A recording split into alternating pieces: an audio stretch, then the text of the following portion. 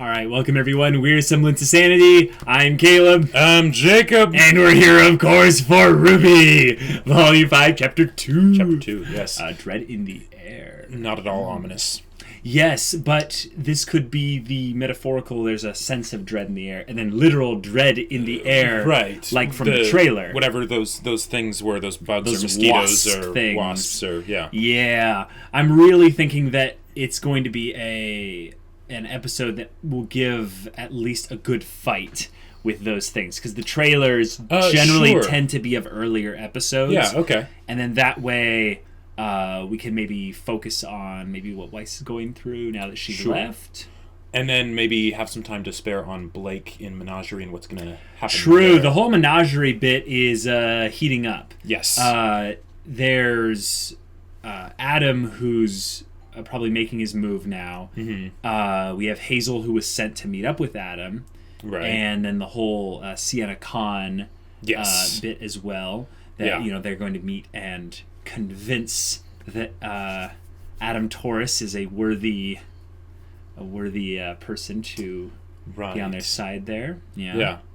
That could be interesting. Mm-hmm. The only thing I'm kind of feeling like will be kind of a question is, how are all these characters going to actually get back together? I don't know if they've really explained how. Yeah. Like, what's the hook that's going to bring them to a specific place?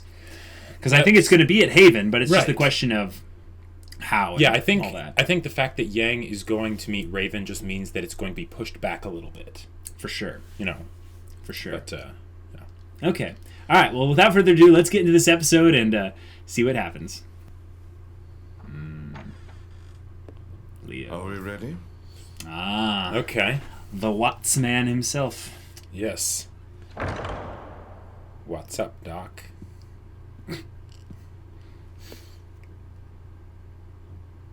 Ready for what? Oh, ooh. Creepy smile. Ew. Yeah, the mustache made that so much worse. Uh-huh. Yeah, definitely. It feels like they're about to have a meeting. Ooh. Okay. Okay. Oh my gosh. It's a Palantir. It's a Palantir from Lord of the Rings. It totally is. It's the orb with the... Oh, you there?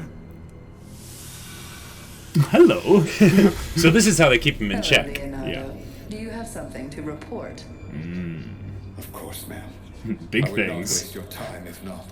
I'm still just so fascinated by this creature. Cinder dear, are we coming through? Can you see us clearly? Well, as clearly as you can. Wow. Shut up. Yo, she's talking. You've recovered. She's talking. Oh, nice. Clearly.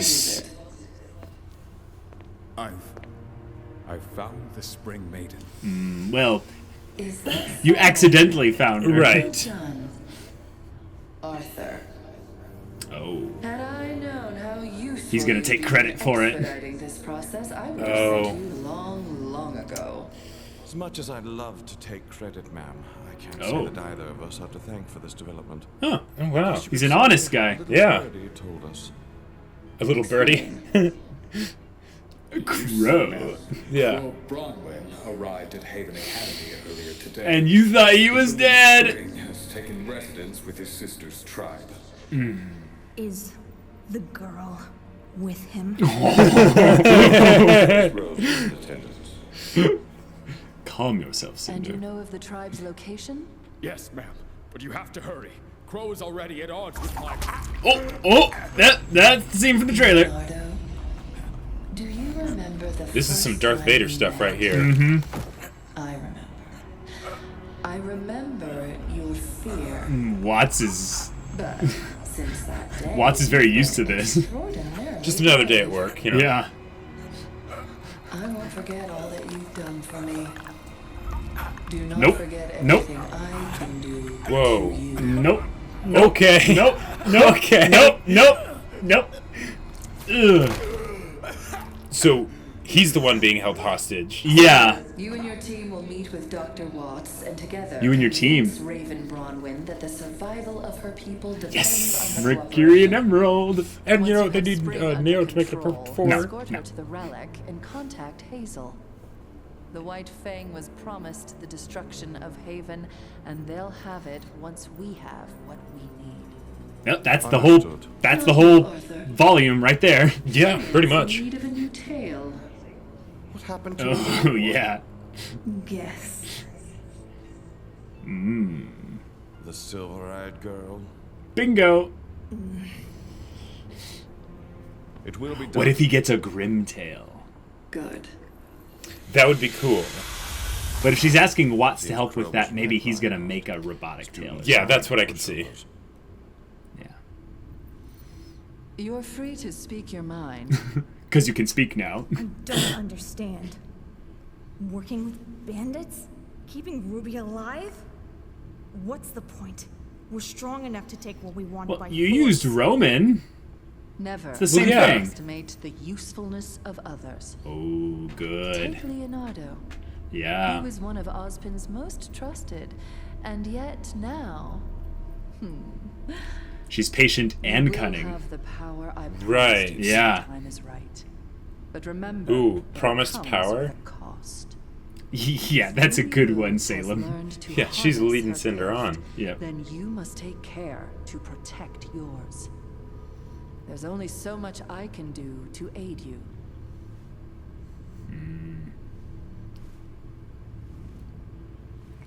The Cinder Yeah, Emerald it's- Mercury team is getting back together.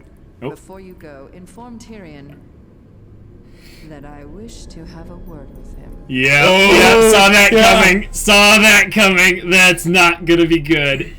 Someone's going to be reprimanded. And it's going to sting.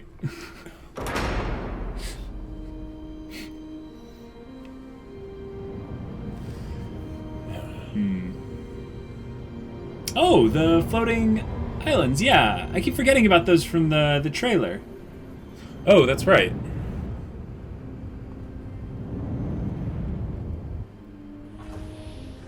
Where are we? Nowhere good. Passing by some of Lake Matsu's floating islands. Lake Matsu. The gravity Okay. dust that forms in these Oh, things gives gravity us some dust. turbulence. That was There, good. that's a cool use of dust. Yeah, And they haven't been mined yet, somehow. they're raw. Like, Sure. I'm oh, just that's waiting on that's no our- good. keeping them preoccupied. Look out. Look out! And You've got to be kidding me. Where did that ship come from? it was the distress signal, probably. Yeah. Oh. I thought they ignored that, though. I guess it's a convoy of some kind. Sure. Oh! Ooh, okay. Okay. Wait, those things look big. Yeah, it's hard to tell exactly how big they are because of the depth of field, but they look a lot bigger. Yep, that's a big one. Those, Okay. yeah. I like the design. I like the design. I'm just glad they're not spiders or something like that. Freaking lancers. They're more like Alright, buckle up. just bees, I'm basically. sure we'll get some spiders in no, the near future, no, please, Caleb. no, please, no. I can handle bees. What we should have done in the first place. Yeah, right. Weiss. Right? Officially, no. Actually, yes. Then hold I happen on to be a tight. dust Open expert. the rear door. Yep. All right. Sounds good. Quick. This is like a regular chase scene here. I don't And think she we've ever conveniently has seen an ammunition No, I don't store. think we've ever seen a true chase scene in RWBY before. Yeah, that's a great point. And they're doing a good job of like having the ship like actually dodge the Yeah. the floating islands or whatever. Oh. Is that that's a gravity Yeah, glyph to keep her stable. locked down. Yep. Yeah. Genius.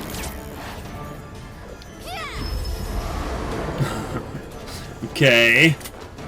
She's gonna have to keep reloading though. Yeah, but she's got.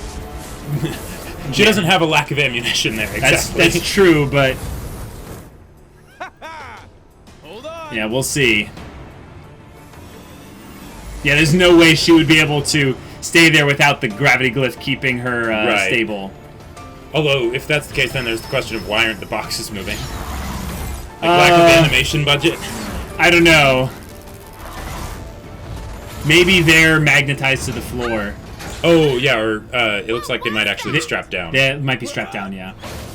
Oh, that makes sense, too, because if that's they're flying around, Dusty's kind of dangerous. So maybe they'll ignite the gravity dust. Maybe she'll. Yeah, it'll be like a Code or 2 with Paragus, you know? That could be super dangerous, though. Yeah, it could. Oh, the whole pull up or pull down at the last minute. Yeah, it doesn't look like they're really doing much to destroy it because it's made of metal, whereas those other ships were made of wood. Right. Can you find a pair of islands we can fit between? Why people would choose. It sounded like she said eyelids for a second. Pair of eyelids? Yeah. Jeez, these cool barbs shots that they're using are really strong. They wake something up. Is that like the queen bee? Yeah, I think so.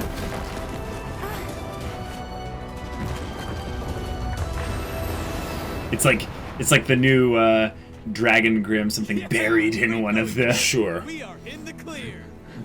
in one of the islands. Don't jinx it. Oh, the buzzing is large. Oh boy. Whoa. It's a Queen Lancer. But is it really that big though? It's hard to tell. That looks big.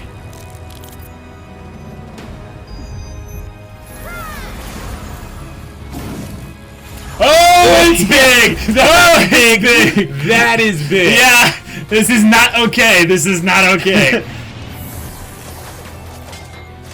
Okay. Yeah, those are more of a problem than the actual tails, the little stingers they were using. Right. Did she just dab? Did she just dab? No, I think she just dabbed. Caleb, she's gonna just blow it away.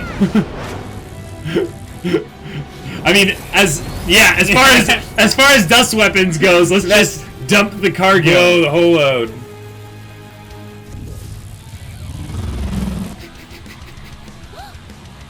I can see the shoreline. God, we're not gonna make it. Gods. Oh, you're gonna have to. Yep, you're gonna have to summon.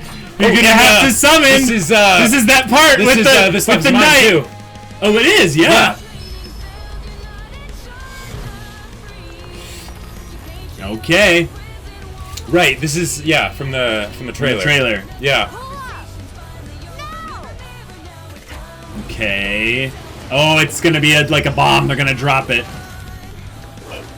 Oh my God! Yes, please. With the music. Yeah. Oh my gosh. Oh my gosh! Yes. Yes. This is amazing. Rule of cool for the win. You know, that looks like a certain berserker. Whoa! Oh, wait, she can.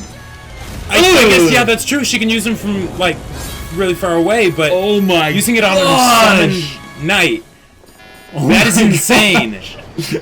And I love how it disintegrated. Yes. Okay. Oh, that's there you go. Yeah. What? I guess there haven't been any other times to use this, but that's right. But that's yeah, it's like genius. I get the feeling that's something that we maybe should have seen before. Right. Maybe like when she's dropping from the sky or something. Sure. I'm not going White to repeat Fang? myself. Sienna I Khan. want you to listen. Yeah. That the White Fang will not attack Haven Academy. Nice throne room. I'm not gonna go with her. I am begging you. You should beg for forgiveness and nothing else. That is a cool design. Yes. And Looks he's like very like Tiger, yes, you know? leader. That on Beacon was not the great victory you clearly think it was, and you should be grateful. Good point. So she was on board with the attack of Beacon. You are a symbol for many in our organization, but that doesn't make you infallible. I was merely trying to follow your example, High Leader. Oh. And what example might that be? Yeah. Strength. Strength and unwavering conviction. We're gonna get that monologue I was talking about last episode. I was one of the first to suggest violence where violence was necessary. Ah, and this is how they introduced Sienna Khan. An acceptance of our place in the world. I will not allow humanity to push us down without pushing them back. But the destruction of the Huntsman Academies crosses a line. Oh. The loss of the CCT has brought global communication to a crawl, and the White Fang is more of a target now than ever before. Oh, that's a good point. You have justified humanity. That's such a good shot. That is. Empty promises from a group of humans? Oh, Salem's people. Know nothing about and come and go as they please. Yep. These are not examples of strength, Adam. They are examples of your talents being diminished by short-sightedness. Oh! Yes! I am liking this character. Then why not talk to one of them yourself? Oh, Hazel. Hazel. Oh. Oh, he just so epically. Took you long enough. What is this? Oh, this is not gonna end well. This is not gonna end well. Is Hazel just gonna wipe him? No, I think he's the diplomat here. I don't aim to cause any trouble. But more the intimidating type. You've brought a human to this location? You should hear what he has to say. Look how big he is. Adam's tiny next to him. Oh. Ma'am. Nobody needs to die today. Whoa. Ooh, okay. I like this. Just asking for a moment of your time. Oh, he's bowing. Yes. Oh, this is awesome. The longer you stay here, the less of a chance you have of leaving alive. I'll take those chances, if you don't mind. Okay. All right. What's he gonna say?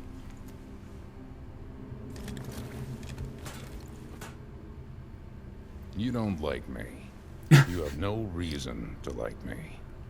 But you don't have to like me to get the results you want. I'm starting to doubt either of you fully comprehend what it is that I want. I want humanity to fear the Faunus, to know that we demand respect. I do not want to start a war with the humans that we cannot win. That's where you're wrong. Yeah,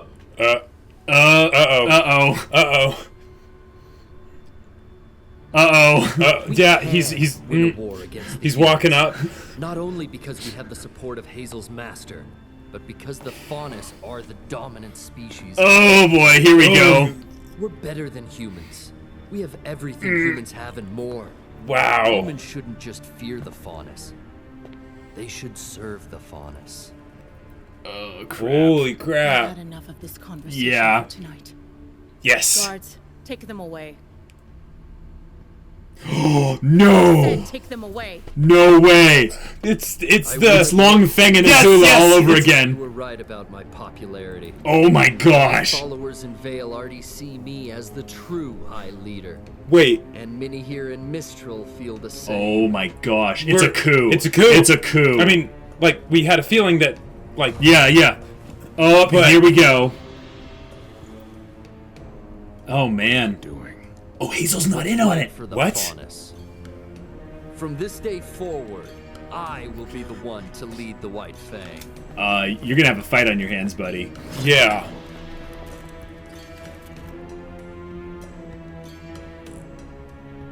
Oh, this is where we're gonna get the real fight. Side and follow beneath you. You're wrong. Oh! I know. No way! Oh!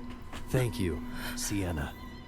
You were there when our people needed you. No way! They need me now. I think. Sorry you couldn't see you bastard! Oh man, is that it? Oh my God, she's dead. Give our former leader a proper burial. Oh, Hazel's eyes. Adam thinks he can order Hazel around. Huntsman. Sienna Khan will become a martyr for our cause. Her final act as High Leader. You disgusting little bastard. Yeah. Hazel doesn't look happy about this. No, I don't think this was a part of the plan at all. When were you planning on telling me about that? Oh. This was my business. Oh, the blood. Not yours. It's our business now. And I don't appreciate you withholding things like that. Your master was concerned with Sienna's willingness to cooperate. Now she doesn't have to be. Oh, Mr. Edgelord himself. Nobody needed to die today. Whoa. I love that. I love Hazel. Yes. Oh, you smug. You disagree. You. Hold that a bit closer to your leg intersection there. He's gonna fall so hard this volume. It's going to be so satisfying. Yeah, when he goes down. Okay, she's okay. I hope the pilot's fine. Yeah. Oh, these are the bandits. No, from the trailer. Yeah. Help, please. Yep. What Yep. do you think? And okay. All right. We just hit the jackpot. oh my gosh. Oh my gosh. Boom. Okay. Well. Oh, okay. Oh my gosh. Volume 5. Here we go. Yeah, this is happening. All right. Enough. Let's discuss this. Yeah. Okay. That was so good. Volume 5, ramping up. Yep. Here we go. I absolutely love that. And I was right. Hazel would be an interesting character. Yep. Oh, yes. Okay, so we thought that Sienna Khan might be a mini arc within Volume 5, but right, but we were also totally foreseeing that Adam would. We knew that there would be a hostile takeover. Probably at some point, it would just be a question of whether or not Sienna Khan would go along willingly, right? Or if she would. Would it be it's a not that it takeover would be of a hostile Menagerie, takeover, or would it be a takeover of the White Fang? Exactly. Yeah. And one of those two was happening, and it was just a question of what would be Sienna's involvement in it, right? Because we knew that Sienna wasn't going to kill Adam or anything like that, because Adam is being prepped for the highest point that he will ascend to as that his way he can new god of the White Fang, or whatever. The bigger they are, the harder they fall. Mm-hmm. Yeah, and he's going to fall from very high up. And it's going to feel very good when potentially be so satisfying. Blake and Yang, I could say, shutting him down. That would be pretty good in the Battle for Haven. But we got, I would say, a much more focused story. We did. In this episode, in that we spent a good portion of time with every set of characters.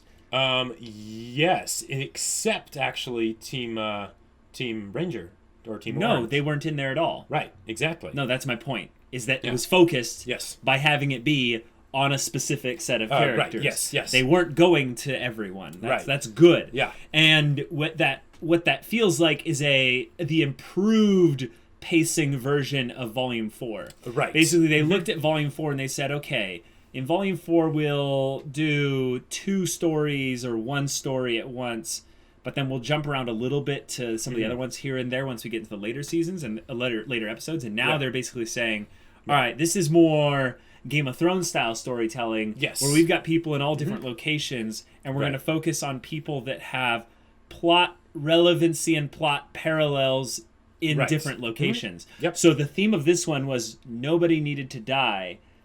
Never underestimate the value of others. Salem was trying to make that point to Cinder, and Hazel has that instilled in him, but Adam does not, so he casually kills Sienna when Hazel was probably pretty certain he could have convinced her to side with them. Yes. And now the White Fang might have a civil war on their hands. They might have a civil war on their hands, and it'll give Blake and all them ammunition for getting Menagerie to go against the White Fang. If they can prove it was Adam the one that did it. But it also is basically Adam creating a little ticking timer above his head of his days are numbered. He is starting to outlive his usefulness because he's starting to be a bit more trouble than he's worth. He's not able to be fully controlled by Salem's group. And also, Adam, as a character and what he is, if you think about this from Salem's perspective, every once in a while it's good to, when you're thinking about a big magnanimous fantasy story, is take the perspective of the villain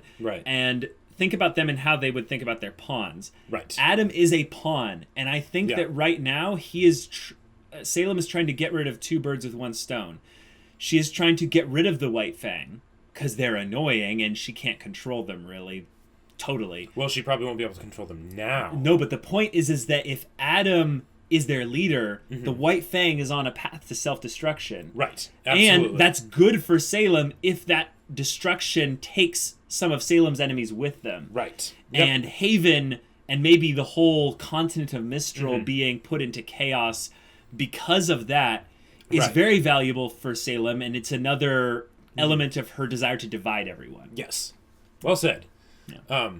I got so much to say about this episode. There really is so much to say. I love that they showed Leo talking to Salem, the whole idea, like that we know what those Grimm do now. Like they're Palantir from Lord of the Rings. They're literally, they even have the swirly thing inside them. That they absolutely are, and it's fantastic. And the fact that they made it so that it was very clear why Leo was working with Salem, not just that he's scared of her, but that he literally she has him by the throat. Yes, that was awesome. I loved that. I loved the little bits of personality they showed for Watts, and for Cinder. Like, we got to see Cinder, which was great. She can talk now, apparently. Can we mention Watts? I feel like Watts in this episode, we saw something interesting about him in that he takes some sort of pleasure in cruelty. And we saw that in Volume 4 a little bit, where he would kind of tease Cinder, or kind of poke fun at her. Yeah. But in this, he really enjoys seeing Leo in that kind of just like... Right. He's like, yes, my master is powerful, but my master gives me the pleasure of watching people do this. And it's interesting because he is apparently also very curious. So he has this creator's type discovery thing, which is interesting because someone pointed this out, social media or something like that, back with episode 1, that the W is the W that was on Cinder's tablet when they were hacking Beacon. Yes. Beacon Tower and stuff like that. And it's like, it's painfully obvious once we look back on it, but it's kind of like, oh, Watts is a computer hacker. Sure. Watts is their technology guy, but he's not only that, he's their diplomat, and he's kind of their quiet psychopath, because he was really enjoying the manipulation of I think of Leo. He's kind of like the foil for Hazel.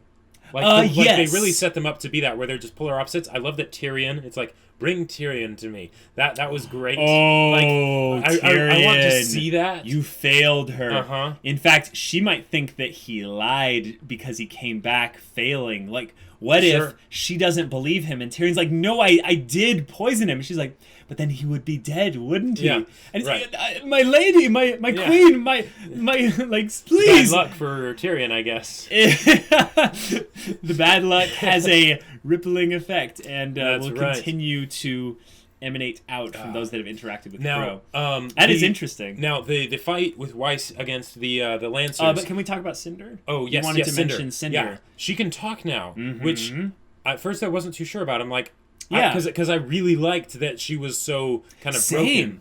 It was a thing where it felt like there was a lasting consequence. Yes. That it changed this character forever. But I don't want to have a character that would stay like that all the time. But I would want them to have it be like, I'm still forcing it out. Exactly. But I guess it would be hard for Jessica Nigri to be like, all right, we need you to continue to act like you're talking through like there's honey in like your you throat, you just did like a 12-hour concert exactly the night before or something.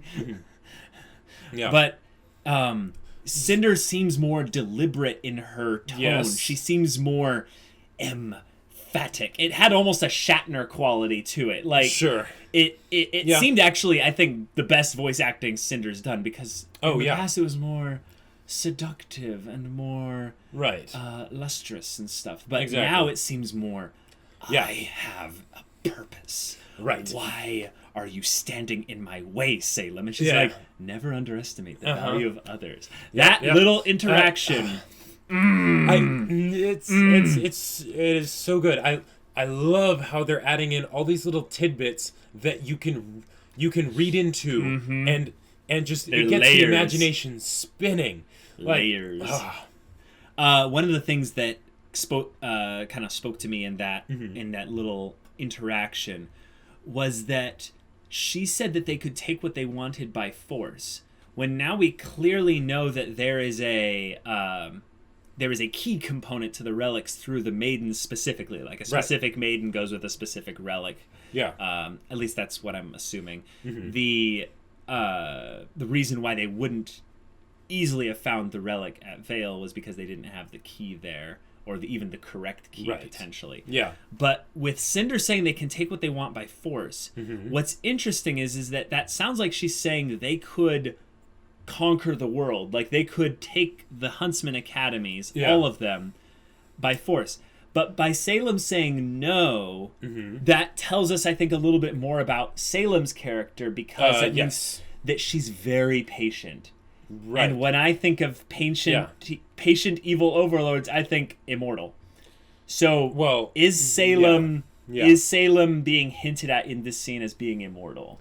Probably, because they set her up, think about it. They set her character as being seemingly equals with Ozpin, right? Right, and Ozpin has some semblance of immortality. Right. So it would make sense that Salem would have that, at least a little bit. Otherwise, why would Ozpin be super scared of her? It's like, oh, yes, you're the new bad person of the block. We've never seen Ozpin scared specifically of Salem. Right, yes. In fact, the only time we saw him scared was when he was panicking about Cinder having the Fall Maiden powers. He's like, take Jean, get out of here. Yeah, right. Or maybe get to the city now. You know, that part. Glinda, Crow, Yeah, I think Salem has something, of course, like that, but not anything close to exactly like that. And it's just a question of, does that mean that they're both potentially even direct kind of representation of the brother gods, or are they something even like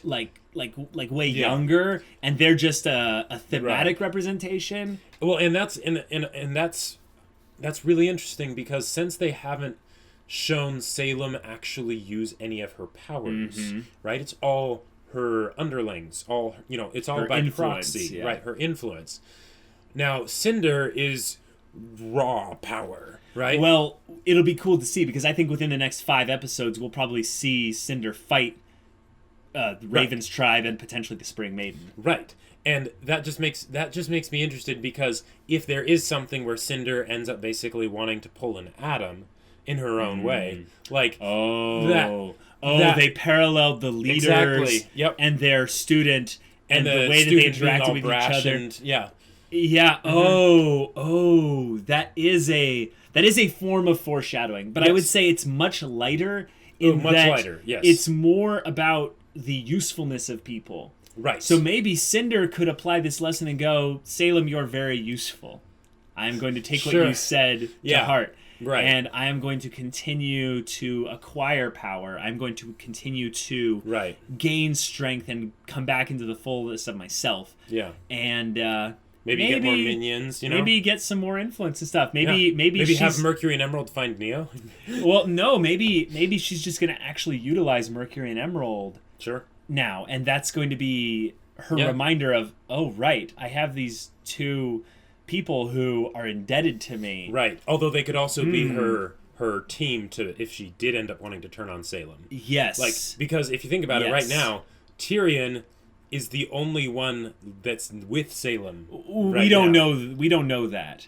Okay. For all we know, there could be 4 massive Sentry Grim outside their area. Absolutely. And Salem herself might be something that's non-physical to she could be some sort of Borg queen with the Grim. We don't know. Yeah. So I wouldn't say that Salem is threatened by a group of humans in as much as that she relies on them because they'll get her results at a higher percentage rate of success. Here's a way to look at it. I think Salem looks at things a lot more calculated than we'd like to admit. She sees that if she carries through with her plan, they will succeed eventually. Right. She doesn't care about who's there when she succeeds. No. It's just the fact that she will succeed. Yeah. I think she is taking a little bit of a special care with Cinder because Cinder has the maiden powers. Right. Now, and maybe there is some kind of mother-daughter relationship there. No, I get the feeling that's a parallel of more like Cinder and Emerald. Well, maybe we'll get some Cinder, Emerald, Mercury development, and that connection will grow. Yeah. Okay, so now let's go to Weiss. All right, so Weiss. That fight, I absolutely loved it. I loved that they brought This Life Is Mine into the soundtrack. I loved the creative new looks of the Grimm, and like the fact that they were actually pretty big, and that they were a threat. They were a threat. There were tactical things that they did other than just smashing and killing things, right? Well, yeah, like we have never seen Grimm in a group that we've actually had to take seriously. Like here's one of kind of the silly things about volumes 1 and 2 is whenever we saw a group of Grimm, we were like, it's no big deal. Right. Whenever we saw one Grimm, we're like, oh no. Yeah. So when we saw the Scorpion, the Deathstalker, the Deathstalker, and the King Taijitu and the Nevermore. That was the point where we're like, ooh, we have to take this seriously. Right. But this was a swarm of Grimm. Yes. That were a real threat. Yeah. And Weiss used her glyphs in very clever ways. Right. And she also used dust.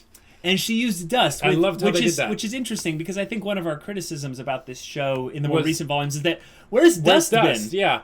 We need more dust in this show. I think Raven coming back is going to be a big dust comeback thing because her sword uses a myriad of dust types. Yeah. Now, but yeah. I love the way that they actually had it be an aerial battle. Well, it had to be. It absolutely had to be. But this was kind of their thing of saying, "Hey, we finally get an aerial battle." Check. Right, because like we've seen them fighting in in the Nevermore fight, right? They would do stuff where they're going through the air and it's really fast and it's cool. Right. But we never really got to see something where it's like tracking them as they're moving. Like long distances and fighting stuff. Yes, that is a good point. They zoomed out, so to speak, and took in a lot more of the shot, which is riskier because then you let your background be tested. It's like, does our background actually look good? Yeah. And it's like, it does. Mm-hmm. And all the movements of the animated objects end up looking a lot better as well if that's all done to par. So, all right. 2 thumbs up. Just excellent chase, fight, aerial scene. And the summoning.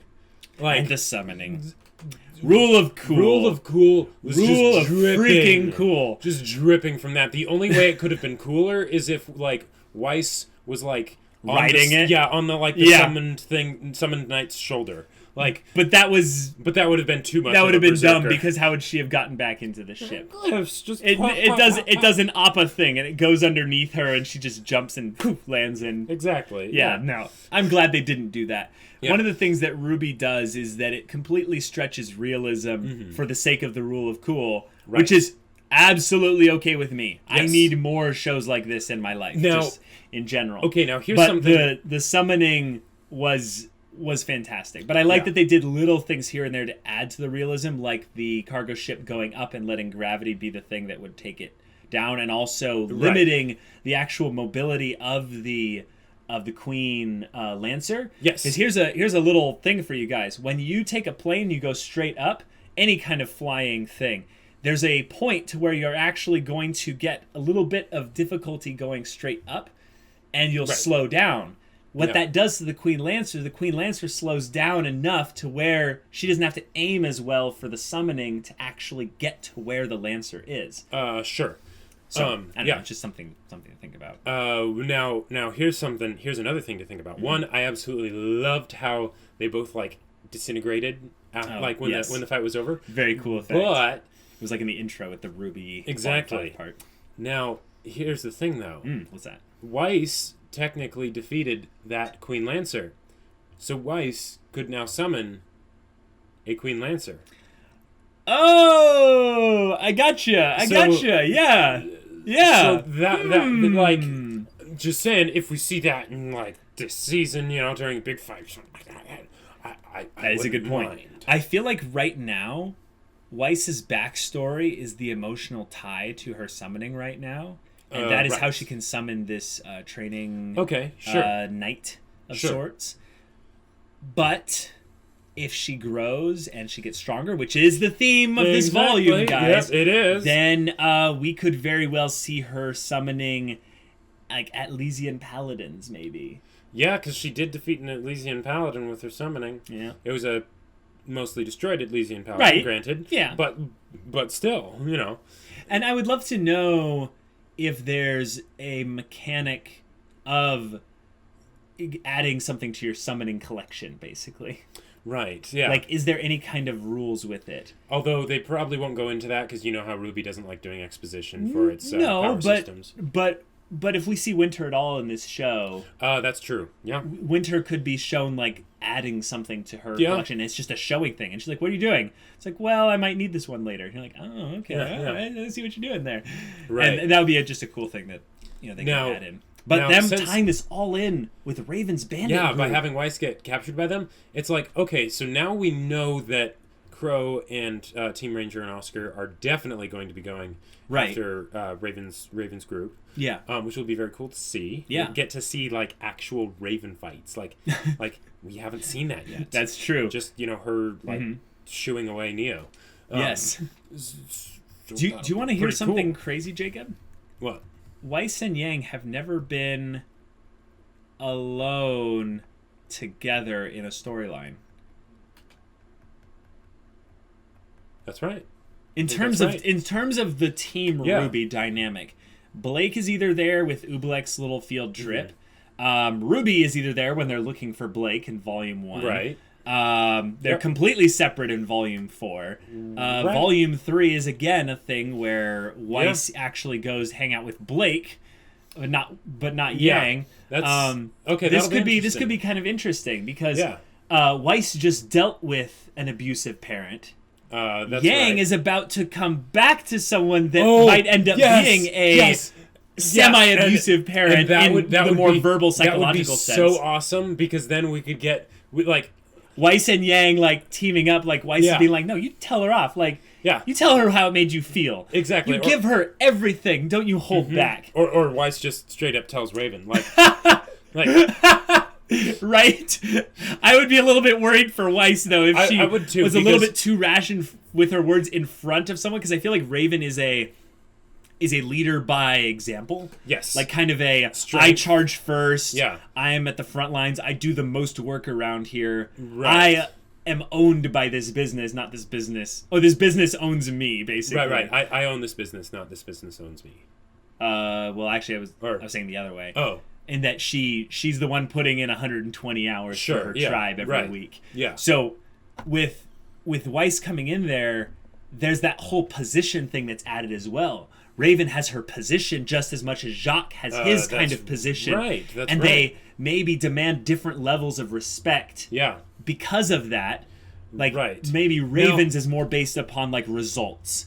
Sure. And Yang, if she just shows up and has some results, Raven's like, yeah, you're great. Yeah. But then maybe the PTSD thing comes in and Raven's like, wow, you're so weak. Sure. And now here's that would be insane if we had that happen. What I'm interested to see is, so she's probably saying jackpot because Weiss is a Schnee, right? I think she knows who Weiss is. Right, but she would also probably know that, because if Raven has watched, Team RWBY. That's what I'm saying. She knows who Weiss is. Right. Then so that will be interesting. Yeah. And if she's captured at this point, we don't know how things are linearly setting up, but Yang and Weiss could arrive at the same place at the same time in one of those like really like you. It's like why are you? What? Good to see you. What's going on? What are you okay? How big is this bandit tribe? Yeah, and I could see that also being a thing where Raven's like, don't let Yang find Weiss. Like, just sure. Yeah.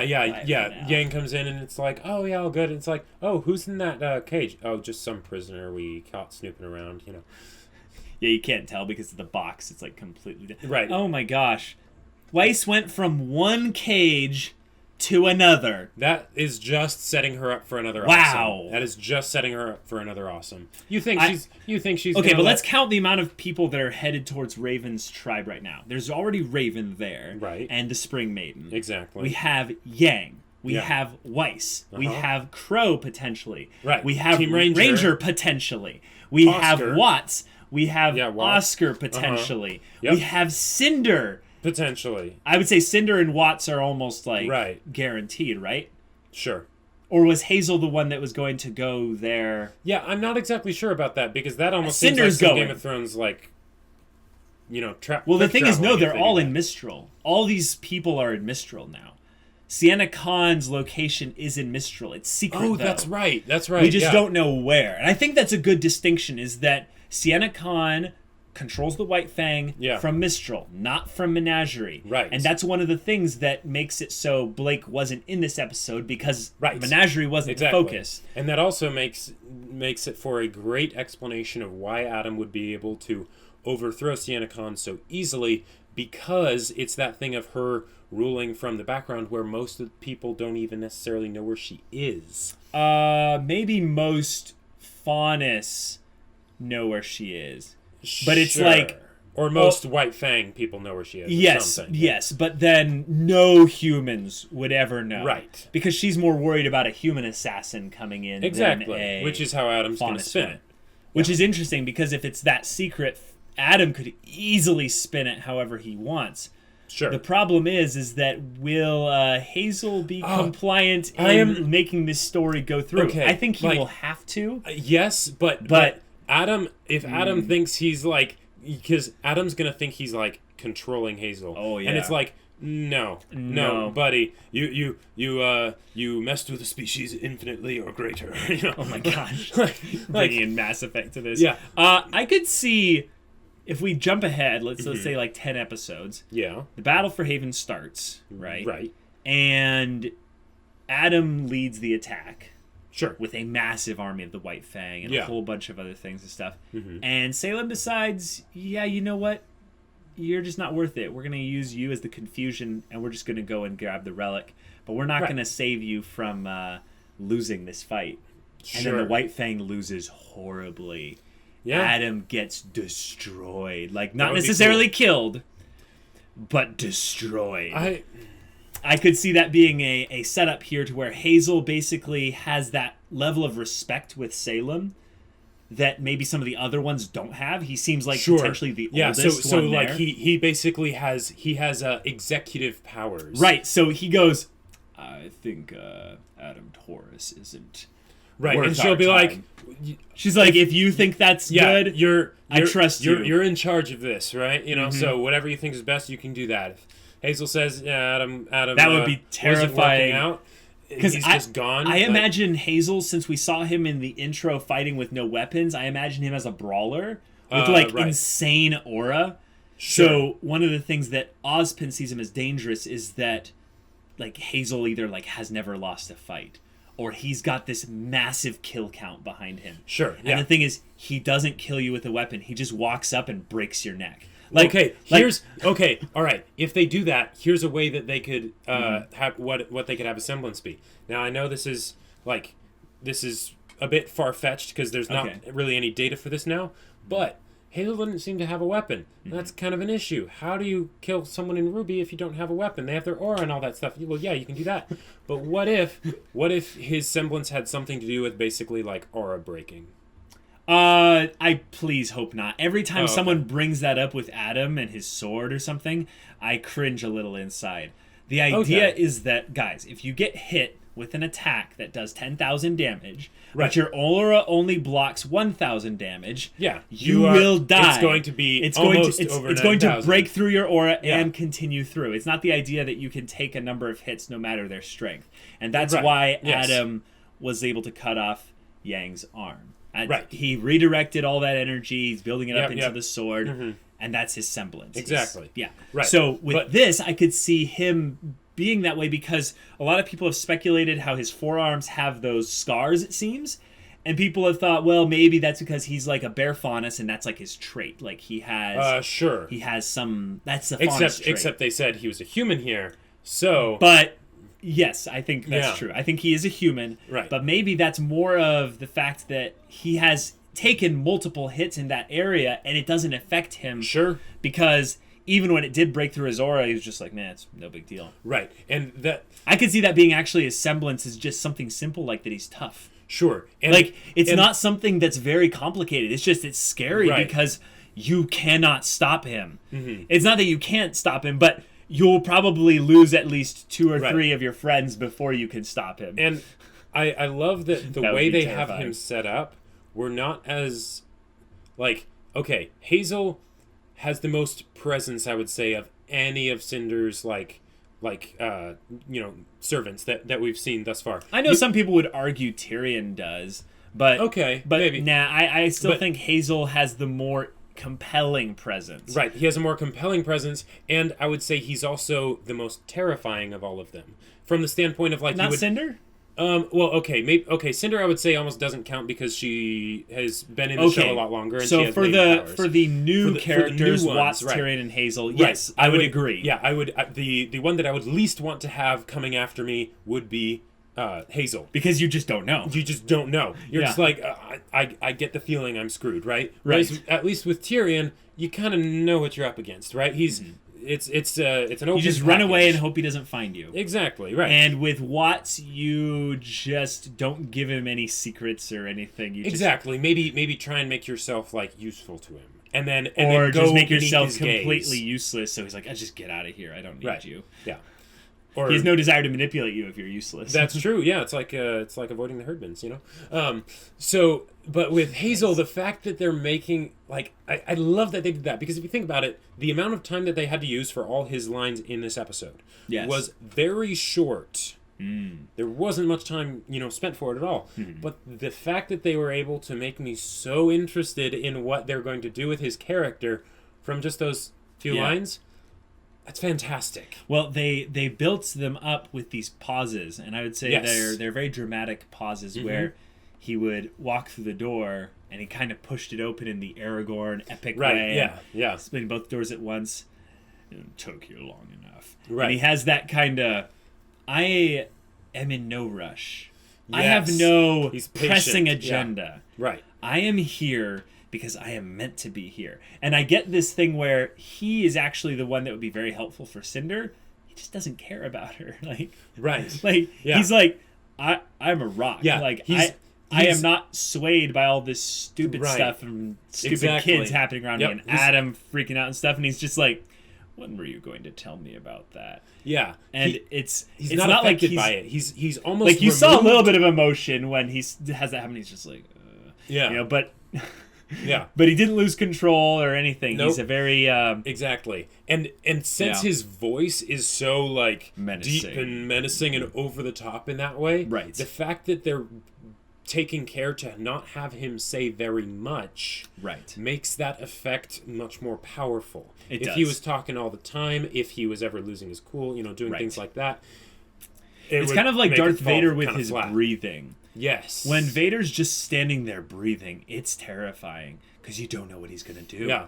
But when Vader starts talking and he's been monologuing for a long time, it's actually harder to take him seriously. Right. So with this, I feel like Hazel has that extra edge with the mystery element. Also, he's the only character that Ozpin has said was actually dangerous. That's true. Ever.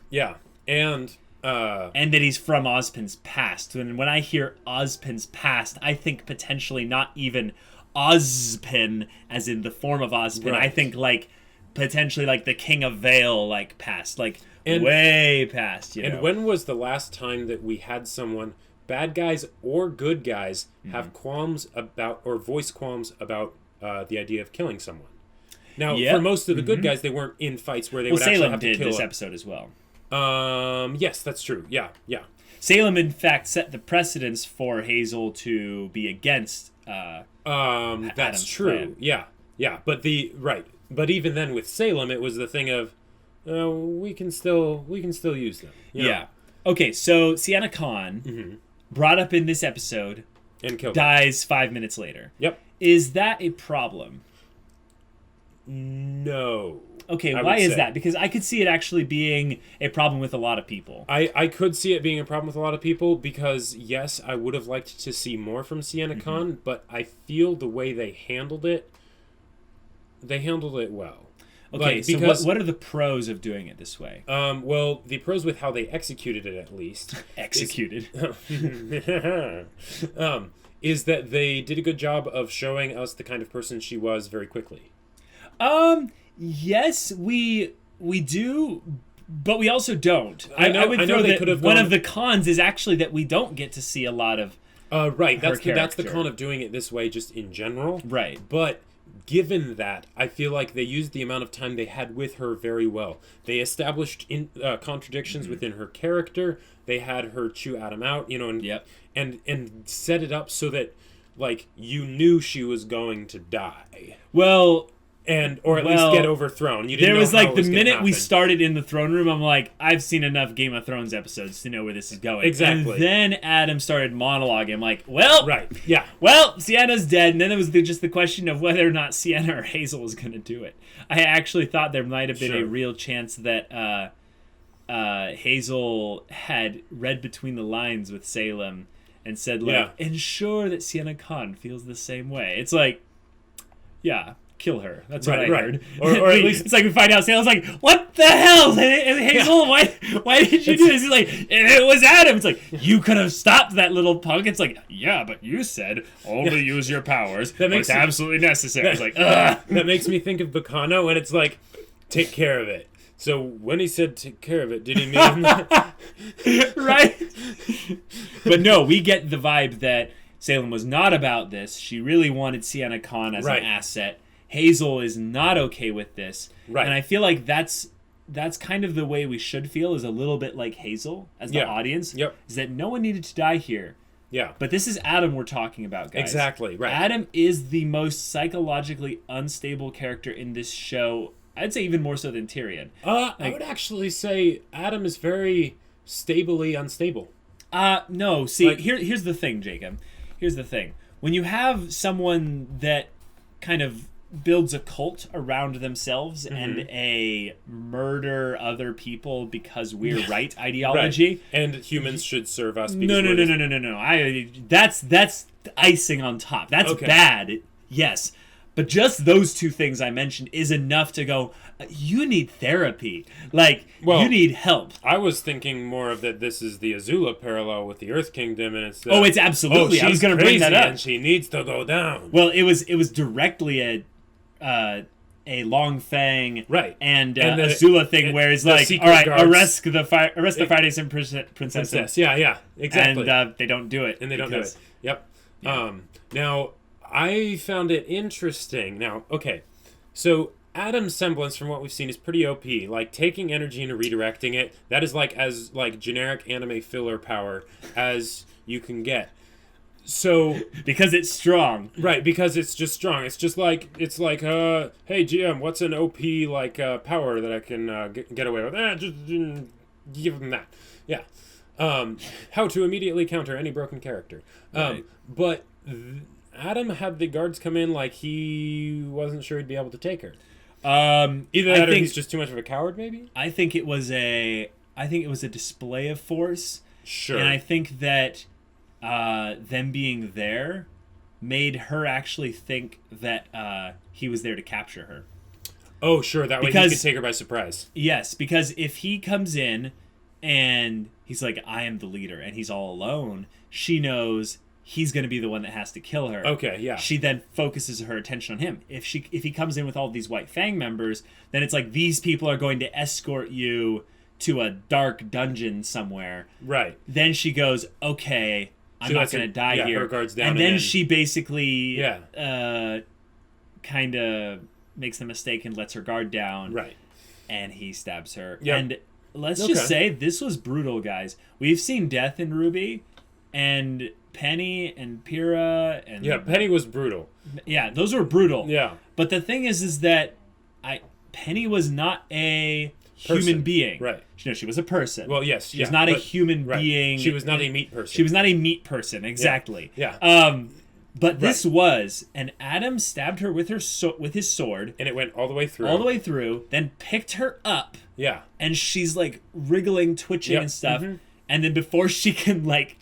Claw out his neck. He rips the blade out. Yeah. She tumbles down the stairs. Mm-hmm. It was a very violent death. Exactly. And the fact that they actually had blood on his sword. Right. Even though it's kind of hard to see because it's a red blade. No, you could clearly see it. I know. I could too, but you know. Yeah. So, this just makes me excited to see what Hazel's gonna do because if you think about Adam, he's the complete opposite of Hazel from what we've seen so far. No. Like, no? No. No? I mean, he is, but, like, we don't know anything about Hazel. Well, I know. That's why I'm excited, because I want to see more. We don't know anything about Adam, really. We know he's a douchebag.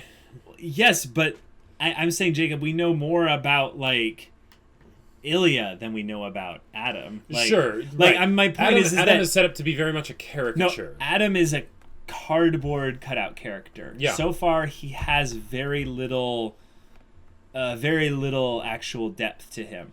The point at which we could have seen some depth was when we found out that Cinder made him perform the attack on Beacon, or basically like kind of bribed him to. Yeah. But we didn't see his reaction to that because they cut away. Mm-hmm. So right now, Adam is on kind of a mission, like you said, with a timer above his head. But we don't know actually anything about him as a character. So I think it's a little bit early to say that he's the opposite of anyone. Well, okay. Maybe he's doing things that are opposite. I am very excited to see the interactions between Hazel and Adam, because from what we've seen so far, they are very dissimilar and they have a very different way of doing things. I could see them being done here. Like Hazel's like, possibly. Forget this, I'm out of here. Yeah. Like, I am not in this. Like maybe he Palantirs Salem and he's like, yeah. Do I have your permission to kill him? No, you do not. Fine, then I'm coming back because I'm not useful here. Sure. And that would be cool because then he's not as far as the rule of cool goes, if he goes and is involved with oh no, that's actually why he has to stay. Compare him to Gira, Jacob. Yeah. That's actually the fight that could make a lot of sense as terms of a rule of cool thing. If Hazel leaves, then Gira fights Adam. If Hazel stays, then Hazel fights Gira. Sure. And I could see that being maybe a more honorable fight, but it's still a fight that Hazel, we then see why he's so strong, and he just destroys Gira. Sure. Just Bane style, breaks. Bane style. Yeah. From Batman, by the way. Either one. Batman or Star Wars. Whatever. Yeah. So okay, with all these plot lines converging, we still don't have Team RWBY back together. We don't. But we now have, I would say, a way that Yang, Weiss, and RWBY are all going to get back together relatively soon. Yeah. I would say it's almost now guaranteed that at least everyone but Blake is getting back together this volume. Right. They did a very good job of quickly setting up what the sort of overall story is going to be for this volume. Yeah, Salem literally exposited it to us, essentially. And I love that she did it in a very short amount of time, and it's very much of just, this is what our plans are. Yeah. So naturally that's sort of what's going to happen, but because, it's just the one person. Because protagonists exist, it will go a little bit differently. Right. So do you feel like Rooster Teeth has gotten better with their exposition by this episode's example? Yeah. I was going to say that's the thing I need to give them props for is I feel like with Volume 4, they had some scary bits that they needed to write, or they felt like they needed to write, and with exposition as far as exposition goes, those were probably the weaker points in the volume. And it is hard, there are some points where it's really hard to avoid exposition, when you have certain things you need to communicate, like how do you explain brother gods without going into exposition? Well, no, you just don't. Exactly. You have to. Yeah. But it's the point of how much of it. And with this, they wrote better exposition. Yes, they did. They wrote good exposition, I would say. Yeah. So all in all, fantastic. Amazing episode. I would say that this episode stands head and shoulders above anything we've seen in maybe the last 2 volumes. I want to say that... Like this volume and the 4th volume is what you're saying? No, I'm saying like most of the 3rd volume. Sure. I would say most of Volume 3 had a lot of its really good stuff focused on specific episodes. Right. It had the highlights, the high moments of Volume 3 were amazing, but yes. Yeah, but this episode is just good quality stuff. Yeah, it's just solid. Yeah. And also it is very clear in terms of painting a direction of the story going forward, whereas the first episode I feel like was just kind of catching us up. Right, it was more of just giving the setting for this season than giving the direction. Right. Letting us get a feel for Mistral, letting us get a feel for this volume and being back in RWBY. Exactly. Giving us a little bit of time to chat with the newest I would say, newest main character in Leah Lionheart. Yeah, letting us know that Raven's tribe will be very much a main thing. Yes. You know. So now we have that. I think Raven's tribe is going to be one of the center focal points of the story. Sure. And then there'll be things that bring Raven more into the forefront. Yeah. And then we go to Haven. Sure. Okay. I know Menagerie is going to be involved in this, but I feel like because of how things went here, everything Blake's doing in Menagerie is going to fail, and she's going to end up having to retreat to Mistral. Right. Sure. Okay. Yeah. All right. Wow. Well, it's good stuff. All right, guys. Thank you so much for sticking around with us, and we'll see you all later. But until then, we're Semblance of Sanity. I'm Caleb. I'm Jacob. And we'll see you all next time.